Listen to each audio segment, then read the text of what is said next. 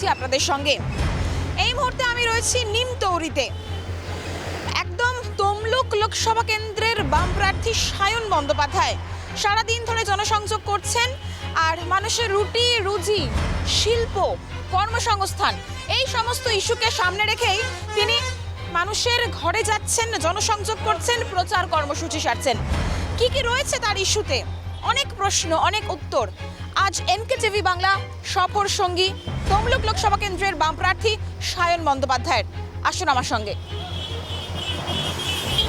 রাতে পার্টি অফিসেই থাকেন সায়ন বন্দ্যোপাধ্যায়। আমি এই মুহূর্তে ঠিক তার প্রচার যেখানে শুরু সেখানে আমরা পৌঁছে গেছি। আমরা একটু সরাসরি সায়নের সাথে কথা বলবো। আমরা দেখবো যে সকালটা তার শুরু হয় কিভাবে। Good morning sir. Good morning. সকালটা শুরু হচ্ছে কিভাবে? ছাতু খেয়ে প্রতিদিন যেভাবে শুরু হয় আজকেও সেভাবে শুরু হচ্ছে। ছাতুর সাথে একটু নুন, তার সাথে একটু গুড়, জল। গুড় আর জল। গুড় আর জল বললে কি মনে পড়ে? গুড় বাতাসার কথা মনে পড়ে। আপাতত জেলে আছে, তাই আপাতত ছাতু, গুড়, নুন আর জল এইসব দিয়েই চলে আমার সকালে। এখন তো সুস্থ থাকাটা খুব গুরুত্বপূর্ণ, যেরকম গরম, তীব্র একটা গরম, তো সেই ক্ষেত্রে সারাদিনে কিভাবে সুস্থ রাখার জন্য কি করছো? সাধারণ খাবার দাবার খাচ্ছি, একদম লাইট খাবার খাচ্ছি। ভাত, মাছের ঝোল বা ডাল, সবজি। আমি সবজি খেতে ভালোবাসি, বেশি পরিমাণ সবজি খাই। তরমুজ। সারাদিনে দুবার ভাত খাই, সকাল, দুপুরে আর রাতে। বাদবাকি সময় ভারী কিছু আর খাওয়া দাওয়া কিছুই করি না। বাড়িতে থাকলে তো জীবনটা একদম অন্যরকম, সেখানে কাজ আছে, বাড়ি আছে, নিজের একটা জায়গা। কিন্তু এখানে তুমি গত 2 থেকে 2.5 মাস রয়েছো, কর্মী সমর্থকদের সাথে রয়েছো, রাত্রিবেলা পার্টি অফিসে থাকছো, তো জীবনটা তো একদম আলাদা হয়ে গেছে। হ্যাঁ, তা কিছুটা হয়েছে বটে, বাট সেটা এনজয় করছি। শেষ 2 মাস ধরে, 2 মাস 1 দিন হলো প্রচার, সেটাকে এনজয় করছি। পার্টি অফিসেই থাকি। শেষ 2 মাস 1 দিন ধরে আমি পার্টি অফিসেই আছি, নিমতৌরিতে আমাদের যে জেলা অফিস, সেখানেই আছি। আজকে সারাদিন আপনারা থাকবেন, আপনারা দেখতে পাবেন। অত্যন্ত সাধারণ, সবার সাথে থাকা, সবার সাথে ঘোরা, সাধারণ খাবার দাবার খাওয়া এবং একদম লাইট, যাতে শরীরে কোনো রকম অসুবিধা না হয়। এবং সারাদিন বেশি পরিমাণে জল খেয়ে হাইড্রেট থাকার চেষ্টা করি। তরমুজ খাই, সন্ধ্যাবেলা কিছুই খাই না, সকালবেলা শুধু ছাতু খাই। এই বিষয় আমার একটু জানার আছে, সেটা হচ্ছে যে যখন তুমি বাড়িতে থাকো তখন নিশ্চয়ই তুমি শুধু ছাতু খাও না ব্রেকফাস্টে। বাড়িতে যখন থাকো এমনি তোমার রুটিন কি? রুটিনে ব্রেকফাস্টে কি খাও? আমার ব্রেকফাস্ট বলতে তো সকালবেলা খেয়ে দিয়ে কোর্টে চলে যাও। আমার আলাদা করে আর ব্রেকফাস্টের কোনো ব্যাপার হয় না। সুতরাং আমি বাড়িতে থাকলে রুটি খাই। আমি সারাদিন রুটি খাই। রুটি আমার খুব প্রিয়। আমি শেষ 2 মাস পার্টি অফিসে থাকার জন্য রুটি না ভাতই। এটা বোঝা যাচ্ছে যে তুমি বাড়িকে মিস করছো, বাড়ির খাওয়া দাওয়া মিস করছো, সেই জীবনযাপনটা মিস করছো, তাই না? মিসের ব্যাপার না। দেখো, আমি 2014 সালে, অত্যন্ত কম বয়স, আমার তখন 21 বছর বয়স, CPM তখন আমায় পার্টি মেম্বারশিপ দিয়েছিল। ফলত এই জীবনটা আমার কাছে খুব চেনা পরিচিত। মিসের বিষয় নয়, বাট একটা তো প্রতিদিনের ডেলি লাইফ ছিল, সেই ডেলি লাইফটা একটু চেঞ্জ হয়েছে শেষ 2 মাস ধরে। এবার একটা প্রশ্ন এখান থেকে উঠেই আসে যে যেভাবে তুমি 2 মাস 1 দিন ধরে পার্টি অফিসে রয়েছো, কর্মী সমর্থকদের সাথে থাকছো, পছন্দের খাবার সেগুলো খাচ্ছ না, যেমন রুটি, ঠিক 4ঠা জুনের পরে যদি তুমি যেত এইভাবেই এখানে, তোমাকে সাধারণ মানুষ পাবে? অবশ্যই পাবে। আমার বয়স 31। আজকে যদি আমি রাজনীতি করতে নেমে মানুষের সাথে ধোঁকাবাজি করি, সামনের জীবনের রাজনীতি আমার অনিশ্চিত হয়ে যাবে। 1 নাম্বার। 2 নাম্বার, বামপন্থীরা এই কাজ কখনো করে না। নমস্কার। বামপন্থীরা এই কাজ কখনো করে না যে ভোটে নামলাম, নেমে জেতবার পরে পাল্টে গেলাম। এই কাজ কখনো বামপন্থীরা করে না। তমলুকের মতো একটা কেন্দ্র যেখানে শুধুমাত্র আমি দেবাংশুর কথা বললাম এটা ঠিক, আরও একজন তোমার প্রতিদ্বন্দ্বী রয়েছে, তিনিও কিন্তু কোর্টেরই বিচারপতি অভিজিৎ গঙ্গোপাধ্যায়।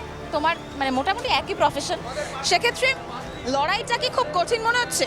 একদমই না। এখানে বিজেপির প্রার্থী, বিজেপির নেতা, বিজেপির কর্মী, বিজেপির সমর্থক সবই শুভেন্দু অধিকারী। আমাকে সকাল থেকে রাত অবধি লড়াই করতে হয় শুভেন্দু অধিকারীর বিরুদ্ধেই। অভিজিৎ গঙ্গোপাধ্যায় কোনো ফ্যাক্টর নয়, তিনি তো প্রার্থী বিজেপির। পাশে চাই। আমি আবার আপনাকে বললাম, এখানে বিজেপি মানে শুভেন্দু অধিকারী, এখানে বিজেপির নেতা মানেও শুভেন্দু অধিকারী, কর্মী মানেও শুভেন্দু অধিকারী। তার বিরুদ্ধে, তার মেশিনারির বিরুদ্ধেই কাজ করতে হয়, তার মেশিনারির বিরুদ্ধেই ভোট করতে হয়, সেটাই বিষয়।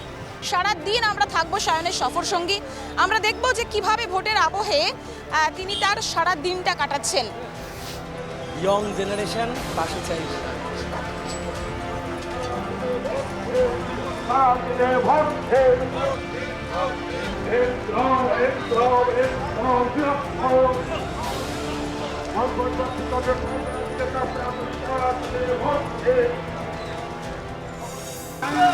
এই মুহূর্তে আমরা কাকগেছিয়া থেকে হিজলবেড়িয়া বাজারে যাচ্ছি।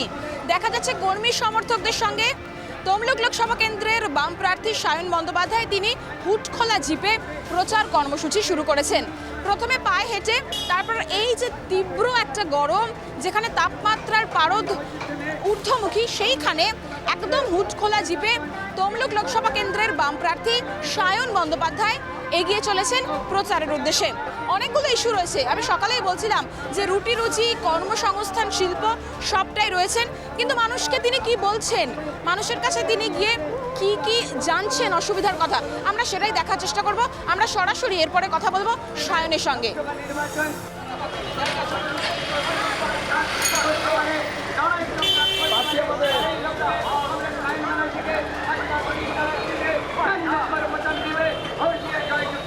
দাদা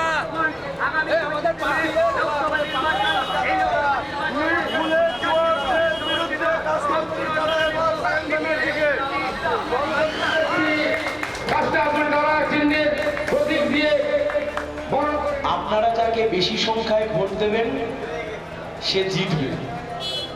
তার কাজ আগামী 5 বছর তমলুক লোকসভা কেন্দ্রের সাধারণ মানুষের কথা দিল্লিতে গিয়ে তুলে ধরা। এটা দিল্লির ভোট। এই ভোটে আমাদের কাজ, আমরা যারা জিতব, দিল্লিতে গিয়ে নন্দকুমার হতে পারে, মহিষাদল হতে পারে, তমলুক হতে পারে, ময়না হতে পারে, হলদিয়া, কোলাঘাট, নন্দীগ্রাম, এই 7টা বিধানসভা অঞ্চলের মানুষের সুখ দুঃখের কথা, কষ্ট দুঃখ যন্ত্রণার কথা আমাদেরকে তুলে ধরতে হবে দিল্লির বুকে। এই মুহূর্তে আমরা এসে পৌঁছেছি হিজলবেড়িয়াতে। হিজলবেড়িয়াতে একটি বাজার রয়েছে এবং বাজারে প্রতিদিন এই সময়টা অর্থাৎ সকালবেলায় সাধারণ মানুষের আনাগোনা থাকে।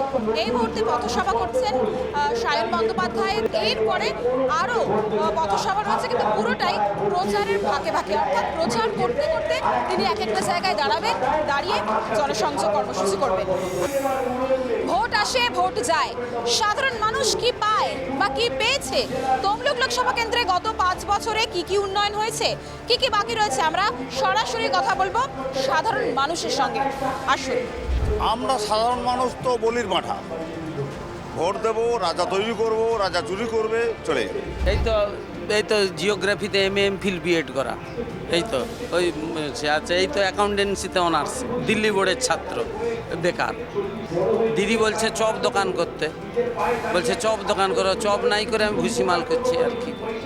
এখানে রাস্তাঘাটেরও সমস্যা আছে, হ্যাঁ, বেকার ছেলেরা অনেক চাকরি বাকরি পাচ্ছে না। আমার ছেলেও নিজে একটা গ্র্যাজুয়েশন অনার্স পাস করা ছিল, সে এখনো পায়নি। জলেরও সমস্যা চলছে, জলের সমস্যাটা তো প্রকট। কোনোটা অমুক নেতার দল, কোনোটা তমুক নেতার দল। কোন তৃণমূলকে ভোট দেবে? যে তৃণমূল নিজেরাই 6 ভাগে ভাগ হয়ে রয়েছে, ও দলকে ভোট দিয়ে লাভ নেই। আর বিজেপি, আমি আপনাদেরকে বলছি, এই সকাল হয়েছে, রাত 9টা বাজবে, বিজেপি নন্দকুমার বিধানসভা অঞ্চলের বিভিন্ন জায়গা ঘুরে বেড়াচ্ছেন সায়ন বন্দ্যোপাধ্যায়। এই মুহূর্তে যে টোটো, সেই হুটখোলা টোটোর ওপরে তিনি জনসংযোগ কর্মসূচি সারছেন। প্রথমে সায়ন একটু জিজ্ঞেস করবো যে প্রায় 2 মাস 1 দিন তুমি প্রথমে বললে, তো সদ্য বিয়ে হয়েছে, বউকে নিশ্চয়ই মিস করছো? হ্যাঁ, মানে বউ, মা, আমরা সবাই তো একসাথে থাকি, সারা দিন কোর্টে যেতে যেতে একসাথে গল্প করতে করতে যাই, সেটা তো একটা মিস তো করছি। মাসের মাথায় এরকম লোকসভা নির্বাচনে লড়াই করা, মাঠে ময়দানে নেমে এবং বাড়ি মাস থেকে, না। মানে যখন ডিক্লেয়ার হয়েছে তখন ক মাস বিয়ের? 1 মাস 10 দিন হবে হয়তো, 1 মাস 10 দিন হয়েছে, তখন ডিক্লেয়ার হয়েছে, তখন আমি চলে এসেছি। মানে বিয়ের পরের যে জীবনটা শুরু হওয়ার কথা সেই জীবনটা এখন মাঠে ময়দানে চলছে। সেই জীবনটা সিপিএম এর সাথে 2012 সাল থেকে চলছে। মাঝখানে বিয়ে হয়েছে, সব ঠিক আছে, কিন্তু বিয়ের আগেও আমাদের মধ্যে একটা বেসিক আন্ডারস্ট্যান্ডিং ছিল যে আমি রাজনীতির লোক, রাজনীতিটা করব এবং সেটা সিরিয়াস পলিটিক্স। সেটা করতে গিয়ে একজন হাজব্যান্ড ওয়াইফের মধ্যে এই আন্ডারস্ট্যান্ডিংটা থাকা ভালো।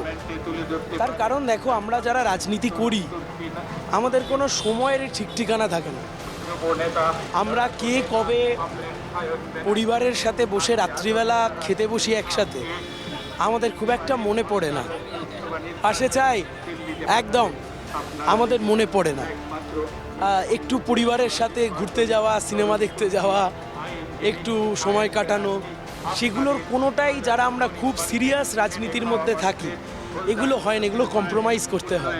সেটা জেনে বুঝেই ও বিয়ে করেছে, সবটা ওকে জানিয়েছিলাম যে আমার সাথে থাকলে কিন্তু এই ডিসঅ্যাডভান্টেজ আছে, সেগুলো জেনে বিয়ে করছে। এখন সেটা থেকে প্র্যাকটিক্যাল এক্সপিরিয়েন্সের মধ্যে দিয়ে যেতে। মান অভিমান হয় নিশ্চয়ই ওর একটু মাঝে মাঝে।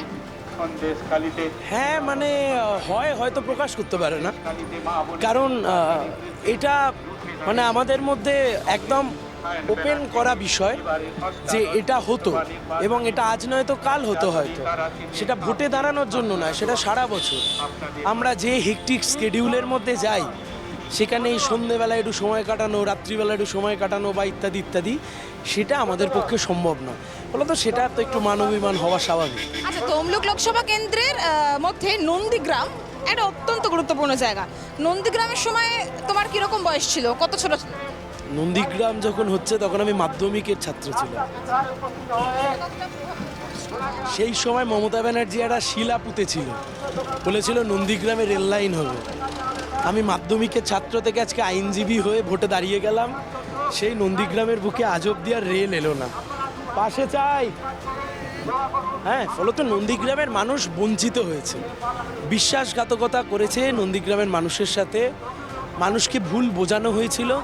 আজকে নন্দীগ্রামের মানুষ তারা বুঝতে পারছেন যে আসলে নন্দীগ্রামের মানুষের সাথেই বঞ্চনার শিকার নন্দীগ্রামের মানুষ, এবং এই অধিকারী পরিবার এবং কালীঘাটের ব্যানার্জি পরিবার, এই দুই পরিবারই নন্দীগ্রামের মানুষকে ঠকিয়েছে। আরেকটা বিষয় যে 2 মাস তুমি আছো, তার আগে তমলুক লোকসভাটা হয়তো তুমি পার্টির কর্মসূচির জন্য আসতে, কিন্তু সেইভাবে চেনা ছিল না, একটা অচেনা জায়গা। এখন মোটামুটি সব জায়গাটা চেনা। তো মূল কোন ইস্যু তোমার সামনে উঠে আসছে? বেকারত্ব, শিক্ষিত বেকার ছেলে মেয়েদের কাজের দাবি, এ হচ্ছে এই অঞ্চলের, এই জেলার, গোটা রাজ্যের মতোই এটা একটা মূল ইস্যু। তারই সাথে সাথে হলদিয়া শিল্পাঞ্চল, যা সিপিআইএমের আমলে তৈরি হয়েছিল, বামপন্থীদের আমলে তৈরি হয়েছিল, হলদিয়া শিল্পাঞ্চলটাকে ধ্বংস করে দিয়েছে শুভেন্দু অধিকারী। হলদিয়া শিল্পাঞ্চলটাকে বাঁচাতে হবে, যে কারণে আমরা বলেছি জিতবে এবার সায়ন, হলদিয়ায় হবে আবার শিল্পায়ন, তমলুক জুড়ে হবে আসল উন্নয়ন। এই স্লোগানকে সামনে রেখেই আমরা এই লড়াই করছি। এর বাইরে কোলাঘাটের ফুল চাষিদের জন্য বিভিন্ন রকমের প্রকল্প গ্রহণ করা, হিমঘর তৈরি করা, পান চাষের ওপর, পানের ওপর যে জিএসটি বসিয়েছে তাকে মুকুব করা, সবজি চাষ, পান চাষ, এই সব কিছুকে সামনে রেখেই আমরা এই লড়াইয়ে সাজিয়েছি। ক্যাম্পেনের মূল ইস্যু শিক্ষিত ছেলে মেয়েদের কাজ দাও, জিনিসপত্রের দাম কমাও, হলদিয়া বাঁচাও। তুমি এর আগে যেখানে গেছিলে প্রচার করতে, সেখানেও আমি সাধারণ মানুষের সাথে কথা বলছিলাম, তারা একটা জিনিস বলছিলেন এবং খুব অদ্ভুতভাবে, যে কেউ জিওগ্রাফিতে মাস্টার্স করে রয়েছে কিন্তু ব্যবসায় করতে হচ্ছে, দোকানে বসতে হচ্ছে। বেকারত্বটা একটা মূল ইস্যু, সাধারণ মানুষের এটা সমস্যা যায়। দেখো, দুটো দলই শাসক দল, বিজেপি কেন্দ্রের শাসক দল, তৃণমূল রাজ্যের শাসক দল, কিন্তু এরা শিক্ষিত ছেলে মেয়েদের হাতে চাকরি তুলে দিতে ব্যর্থ। নতুন কলকারখানা, শিল্প গোটা রাজ্যে আসেনি, পূর্ব মেদিনীপুরেও আসেনি। তার সাথে সাথে এই যে পশ্চিমবাংলায় যে চাকরির দুর্নীতি, আলু পটলের মতো চাকরি বিক্রি হয়েছে, এর সবচাইতে বেশি সাফার যারা করছে সে তো কম বয়সী ছেলেমেয়েরা, আমাদের বয়সী ছেলেমেয়েরা। তরুণ তুর্কি যারা, হলদিয়া শিল্প কলকারখানা এই যে বন্ধ করে দিচ্ছে একের পর এক কলকারখানা, উঠে যাচ্ছে তোলাবাজি দৌড়াতে, ক্ষতি তো আমাদের হচ্ছে। তাই জন্য আমরা বলছি এই শিক্ষিত প্রজন্ম, কম বয়সী ছেলেমেয়েরা, এরা না তৃণমূল না বিজেপি, এরা বামপন্থীদেরকে ভোট দেবে। এবং খুব অদ্ভুতভাবে তারা প্রার্থীর সাথে কানেক্ট করতে পেরেছে। তারা সায়ন ব্যানার্জিকে তাদের বন্ধু ভেবে নিয়েছে, ফলত ও ভোট আমার কাছেই আসছে। কিন্তু আরেকটা বিষয়, বিরোধীরা বলছে যে বামেরা কোনো ফ্যাক্টরি নয়, মানে তোমাদেরকে নম্বরই দিচ্ছে না, দর্তব্যেই রাখছে না, বলছে ওরা কোথাও নেই, ওরা শূন্য। ওদের নেতারা আমার সাথে যোগাযোগ রাখে, ওর নেতারা রাত হলে আমার সাথে যোগাযোগ করে। আজকে 15 তারিখ, 25 তারিখ ভোট, তোমার সাথে তো নিশ্চয়ই আমার এনকেটিভির অফিসে আবার দেখা হবে। তৃণমূলের লোক তৃণমূলের প্রার্থীকে হারাবে, বিজেপির লোক বিজেপির প্রার্থীকে হারাবে। বাকিটা 4 তারিখ কথা বলবো। হাল ফেরাও লাল ফেরাও, হাল ফেরানো সত্যি স্কোপ রয়েছে। পশ্চিমবাংলার হাল যদি ফেরাতে হয়, লাল ফেরানো ছাড়া কোনো উপায় নেই। লাল যতক্ষণ না ফিরবে, হাল ফিরবে না। জিনিসপত্রের দাম কমবে না, বেকার ছেলেমেয়েরা কাজ পাবে না, চোরেরা মাতব্বরি করবে, দলবদল করবে। তাই আমরা বলছি লাল ফেরাও হাল ফেরাও। হাল ফেরাও লাল ফেরাও, একদম কনফিডেন্ট প্রার্থী সায়ন বন্দ্যোপাধ্যায়। বেকারত্বটাই মূল ইস্যু। বিভিন্ন জায়গায় তিনি ঘুরছেন, প্রত্যন্ত গ্রামে ঘুরছেন, সাধারণ মানুষের সমস্যার যে কথা, সেই সমস্যার কথা শুনছেন। আমরা এরপরেও থাকবো তার সঙ্গে, আরও অনেক প্রশ্নের উত্তর খোঁজার চেষ্টা করব।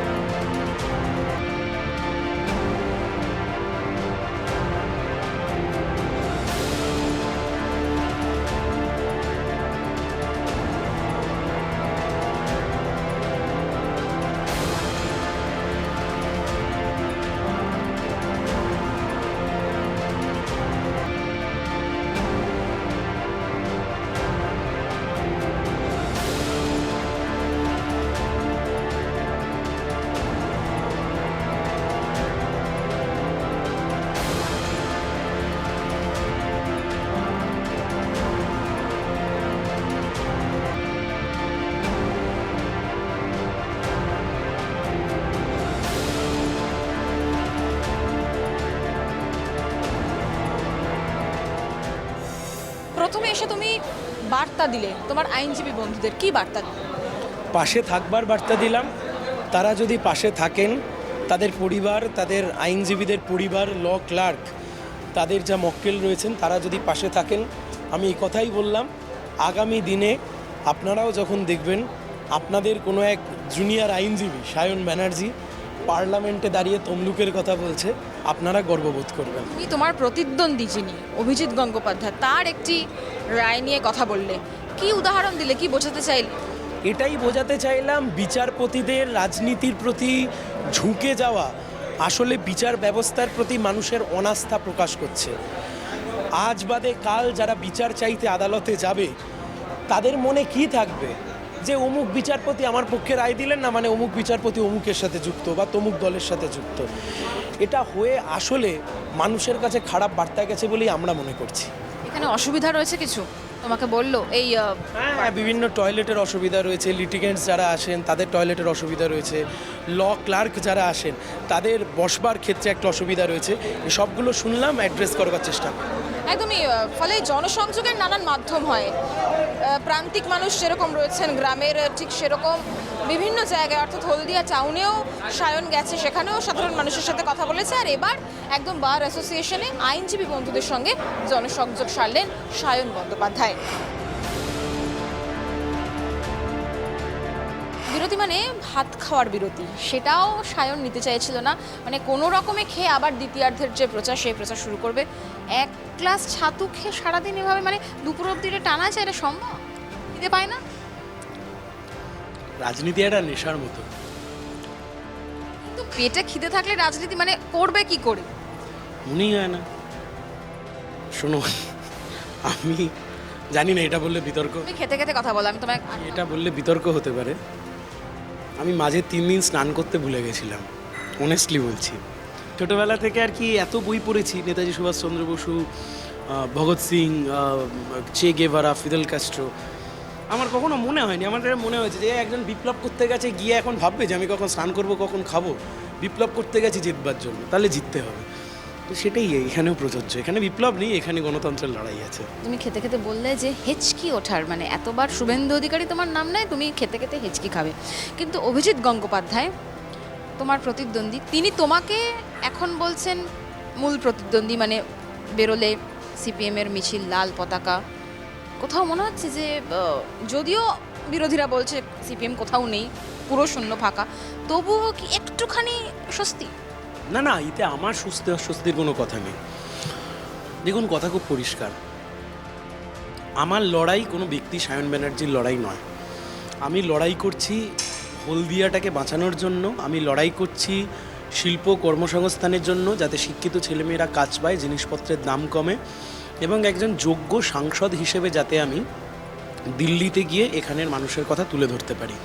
এত ভিজিবল সিপিএম এই সময়কালের মধ্যে কিন্তু এক্সেপশন নয়। সমস্ত প্রত্যন্ত গ্রামগুলোতে তুমি ঢুকলে আজকে। তার কারণ আমার লক্ষ্যই হচ্ছে বুথে চলো, এবং এই প্রচারটা পঞ্চায়েতে হয়। এই প্রচারটা জেনারেলি লোকসভায় হয় না, বিধানসভায় কিছুটাও হয়, লোকসভাতে একদমই হয় না। লোকসভায় বড় রোড শো হয়, বড় মিটিং হয়, মিছিল হয়, কর্মী সভা হয়, ব্যাস, দ্যাটস অল।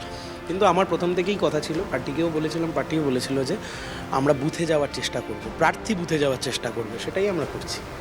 আরেকটা বিষয় যে আমি যদি নম্বর দিয়ে ভাবি যে 1, 2, 3, এই মুহূর্তে সায়ন নিজেকে কোথায় রাখছে?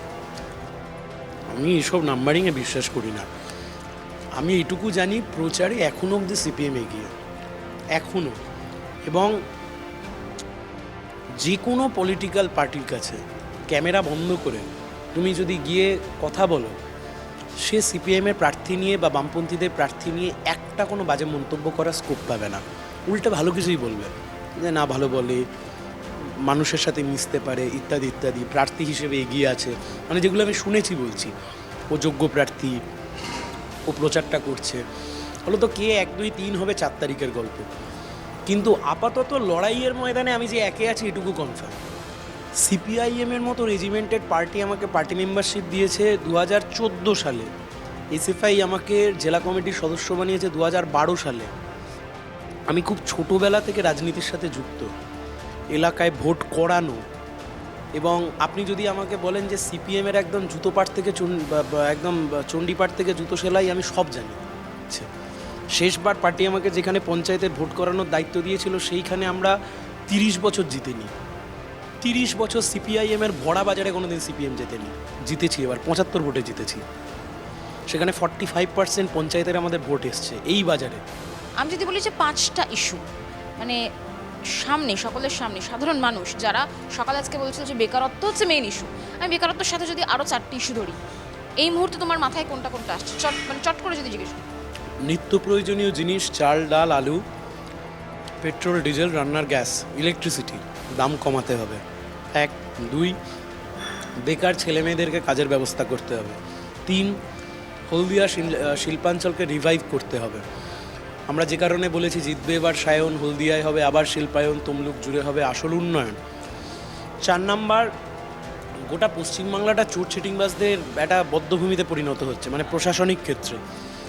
আর মুশকিল হচ্ছে বিজেপির ক্ষেত্রে, এই চুরিটাকে বিজেপি যেটা করতে পারতো, এই চোরেদেরকে জেলের মধ্যে পাঠাতে পারতো, সেই চোরেদেরকে নিজের দলে নিয়ে এসে বিজেপি নেতা বানাচ্ছে। 5 নাম্বার, সবচাইতে গুরুত্বপূর্ণ ইস্যু আমার কাছে মনে হয়েছে, রাজনীতিতে রাজনীতির চর্চাটা কমছে, সেটাকে বাড়াতে হবে। সৌজন্যতাও কমছে, অবশ্যই কমছে, এ নিয়ে কোনো সন্দেহ নেই।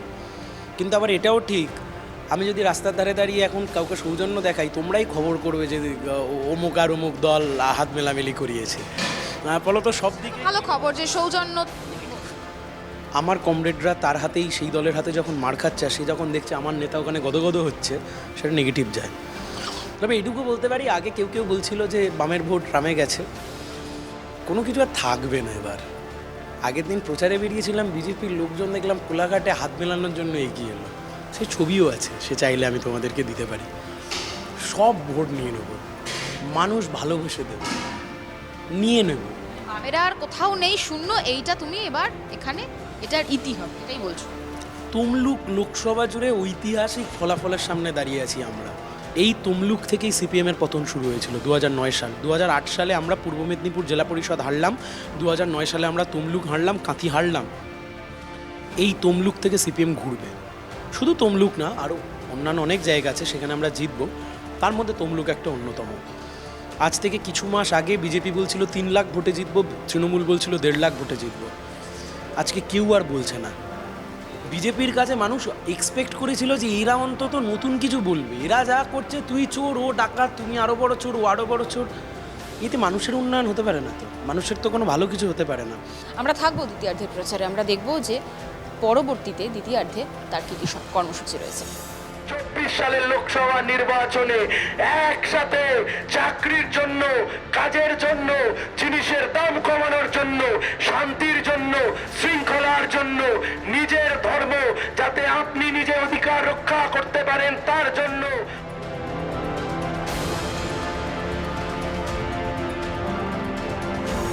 এই মুহূর্তে আমি দাঁড়িয়ে রয়েছি ঠেকুয়া চক বাজার এবং সরাসরি দেখাচ্ছি যে সেখানে বক্তৃতা দিচ্ছেন সায়ন বন্দ্যোপাধ্যায়। একদম প্রচারের শেষ পর্যায়ে চলে এসেছি, শেষে তার সঙ্গে কথা বলবো, একদম শেষে জানতে চাইবো যে এই ভোটে তার স্ট্র্যাটেজি কি হতে চলেছে।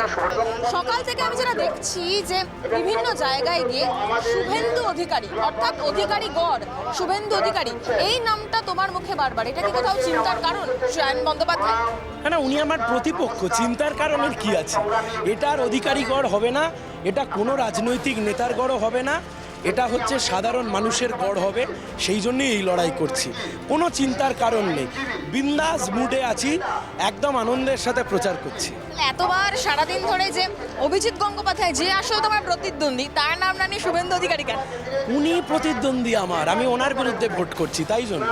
আচ্ছা, আরেকটা বিষয় আছে, তুমি তো এখানে থাকো না, আমি সকালবেলাও বলছিলাম যে একদম নতুন জায়গায় এসছো, সেক্ষেত্রে এই যে বহিরাগত তত্ত্ব, হ্যাঁ, এটা আসছে, তো মানুষ বিশ্বাস কেন করবে তোমাকে, মানে কেন ভোট দেবে? কেউ অবিশ্বাস করেনি, যদি অবিশ্বাস করে তাহলে বলবো। এই বহিরাগত শব্দ আমি এখনো অবধি শুনিনি, যদি শুনি তার উত্তর দেব।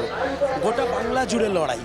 আচ্ছা, আর ভোটের পরেও সায়ন বন্দ্যোপাধ্যায়কে এভাবেই দেখা যাবে, কারণ প্রত্যেকে বলেন, যেটা সাধারণ মানুষের মনে একটা ধারণা রয়েছে যে প্রতিশ্রুতি পূরণ হয় না, নেতারা ভোটের আগে আসেন, তারা প্রতিশ্রুতি দেন, কিন্তু সেটা ভোটের পর পূরণ হয় না। সায়ন বন্দ্যোপাধ্যায় শেষ কি বলবে সাধারণ দর্শকদের কাছে, সাধারণ ভোটারদের কাছে? ভরসা রাখুন, কাঁধে হাত রাখুন, কথা দিচ্ছি তমলুককে গোটা দেশের মধ্যে সেরা লোকসভা করব। 31 বছর বয়সের একটা ছেলে, চোখে স্বপ্ন আছে, মনে জেদ আছে, এবং সেই জেদের সাথে বলছি আমরা জিতব, তমলুককে সামনের দিকে এগিয়ে নিয়ে যাব। বেকারত্ব, এটাই সায়ন বন্দ্যোপাধ্যায়ের মূল ইস্যু।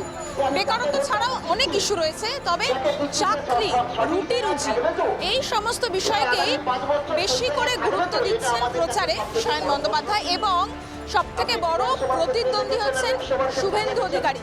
সারা দিন ধরে তিনি একটাই কথা বললেন যে এই যে তমলুক লোকসভা কেন্দ্র, সেটা আর অধিকারী গড় থাকবে না, 4 জুন তার জবাব দেবে। ক্যামেরা রাজশেখরের সঙ্গে পৃথা দাশগুপ্ত, এনকেটিভি বাংলা, হলদিয়া।